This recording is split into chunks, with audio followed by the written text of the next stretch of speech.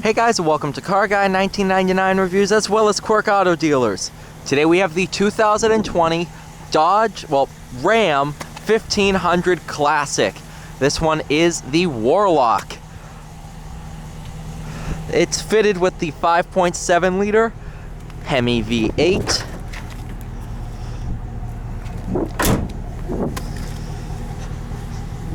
Blacked out badging. You can get the classic Warlock with the V6. This one's optioned with the V8. $45,870 with a base price of $39,745. Now, you might be wondering, didn't they refresh the Ram? Didn't they redo everything? Yeah, of course they did.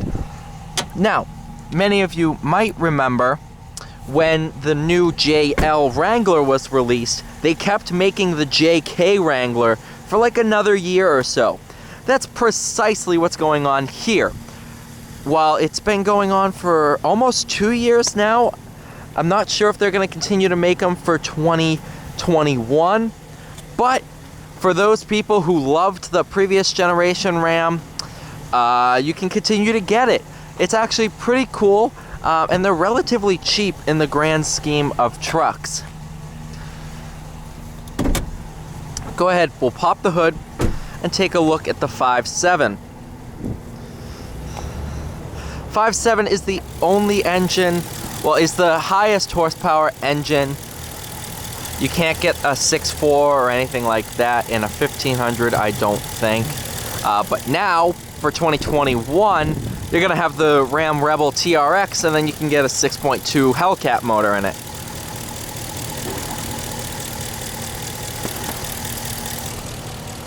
I don't want to know why people are shooting. But pretty cool motor.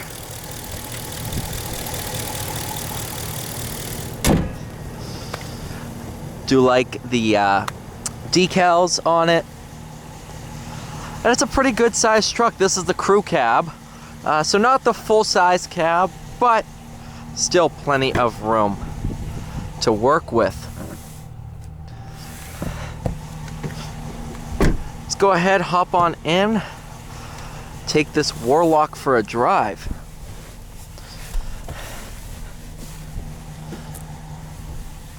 Also, if you tend to be, messy or whatever, and spill your drinks all over the place,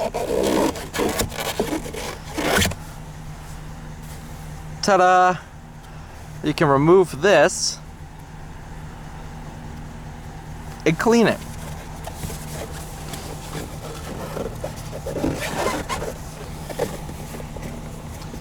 Well, it actually goes back in a lot better. Storage here.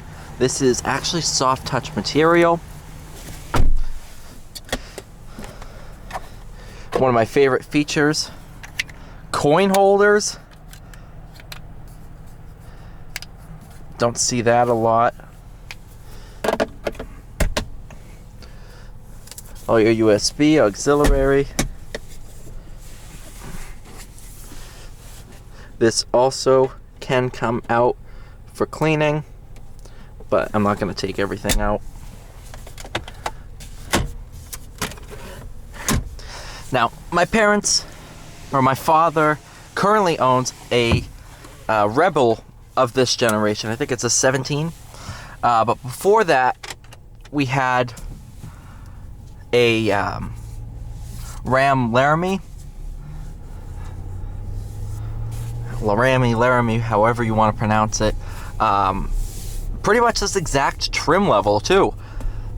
I mean, I think we had the 8.4 or whatever, but it was a nice truck. We leased that one for about 3 years. Nothing went wrong with it.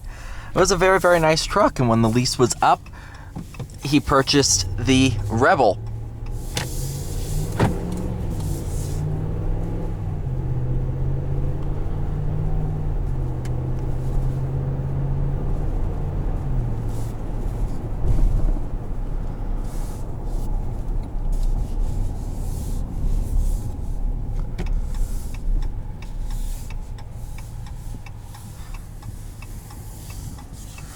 might be wondering, does it feel dated?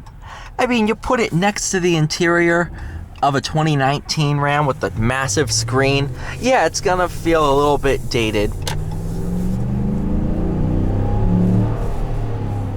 But for what you're paying for, I don't think so. The looks, it almost basically is if the normal Ram and the Rebel of this generation mixed together to make the Warlock. The front grille is straight off the Rebel, whereas the normal body and all that stuff, the tires, they're all the normal Ram. So it's basically like a mini Rebel in a way, and I think that's why they called these the Warlock. I don't know if you can get a Ram Classic non-Warlock. Pretty much every single one I've seen has been a Warlock. Oh, nice STI. Love those things.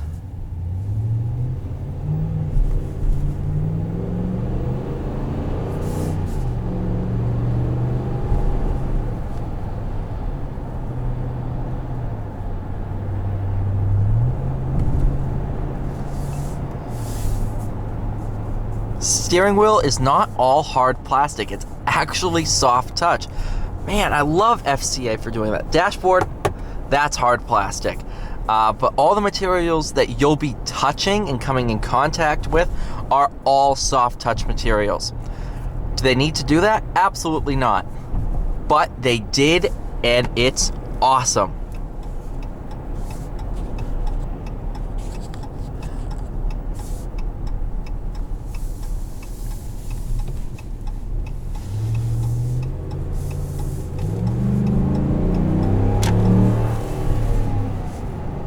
Eight-speed automatic, rotary dial shifter.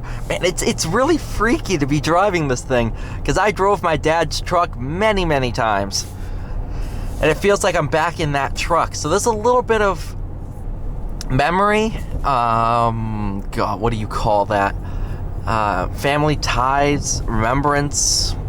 You guys know what I'm talking about. There's a little bit of that reminiscing there.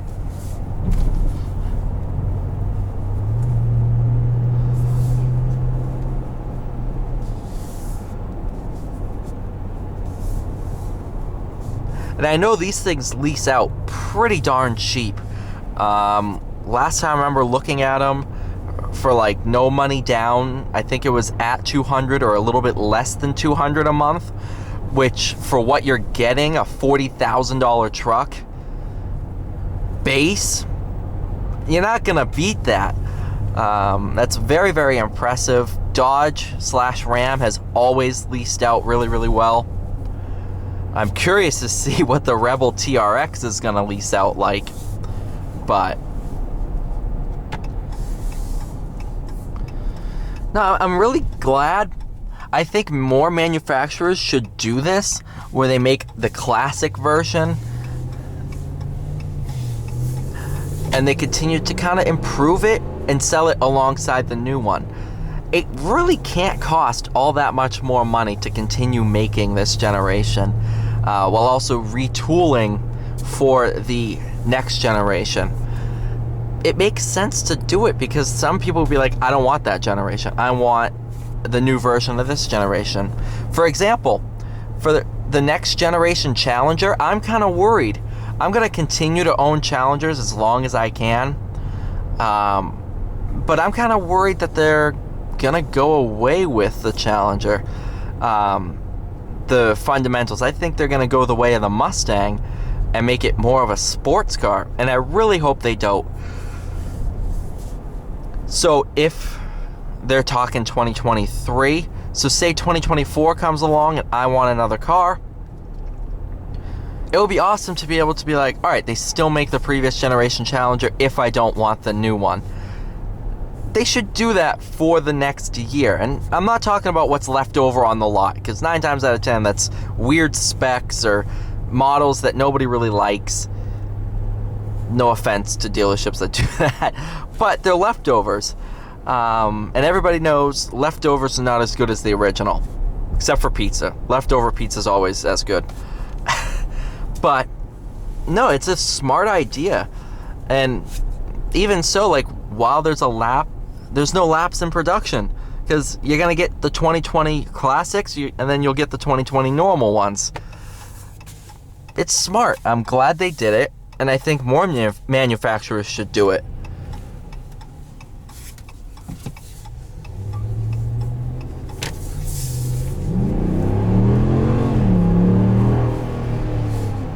Man, the 8-speed is just phenomenal.